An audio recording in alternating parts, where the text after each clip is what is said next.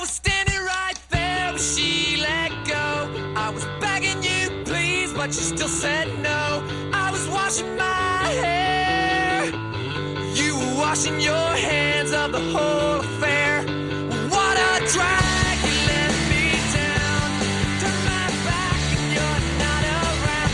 Once in a while, once in a while. Bad attitude, you know it's hard to find. Bad attitude, you know it's on my mind. Here I go again. I won't hold my breath while I wait on you. Here I go, about to let you down.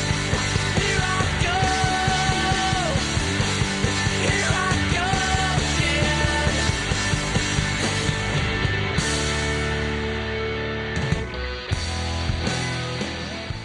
Nirvana exploded onto the world rock scene, seemingly from nowhere in the early 90s.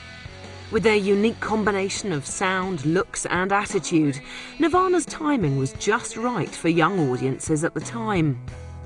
The music scene of the late 80s were dominated by manufactured pop acts who had sat on the charts for the previous decade. Here was a band who tore up the pop rulebook and introduced the world to the unique Seattle grunge sound, which the region had been secretly developing for many years. The grunge sound had been nurtured by Seattle punk bands such as Soundgarden, the Melvins and Mudhoney, and yet it was to be Nirvana who would introduce this sound to a waiting world, and in doing so, change music forever. Here is their story. Once in a while, once in a while, once in a while.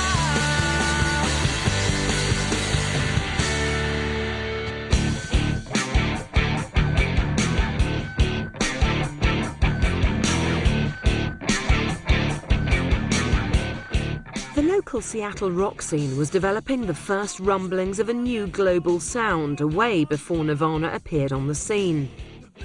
What we know now as grunge was a product of Seattle's isolated northwestern location, far from outside music influences. Washington State, however, was big enough to support a local rock club circuit, and there were plenty of bands able to support themselves in this way. So why was it Nirvana that finally introduced the sound to an increasingly desperate waiting world? I think Nirvana was successful because it was the best underground band ever. In musical terms, there is no punk band to match them. Cobain's songwriting is nonpareil. I think that by the time they made it, they were just good enough technically to pull it off.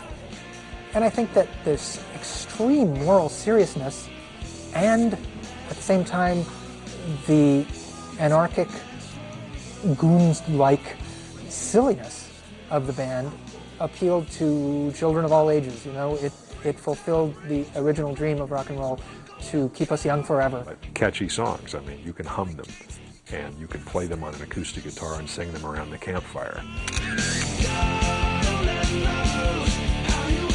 That's how strong the melodies are and how simple the songs are. I mean, that's something that is really overlooked in a lot of popular music nowadays, where people concentrate on the rhythm and the beat and the attitude, and they forget about the hook. And their songs were all hooks, all about the hooks, really. A lot of that's Nirvana music. My wife collected it.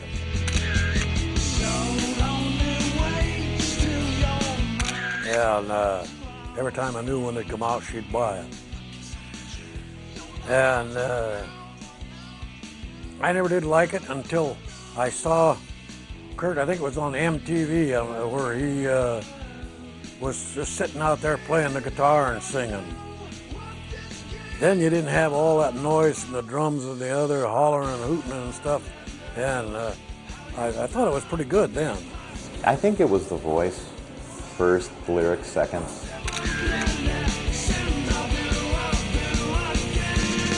The band was a good band, but the band did several different kinds of music. So I think the band was the band rocked and the band was competent, and it was, especially once Dave joined, the fact that Kurt was a ratty guitar player kind of made it even better, where maybe Chad was a ratty drummer with a ratty guitar player and a ratty bass player, so once they had a big drummer to hang all the ratty shit off of, it made more sense. People credit them for their innovation.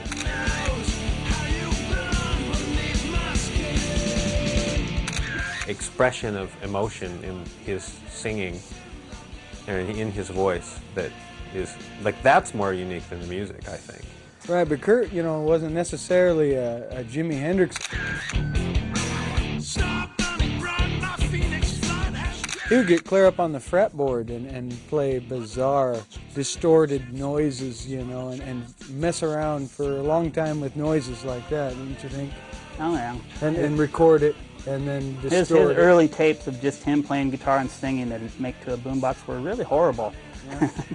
And I didn't, until he recorded that demo that became Incesticide with Dino, I thought, yeah, Kurt's band, that'll be great.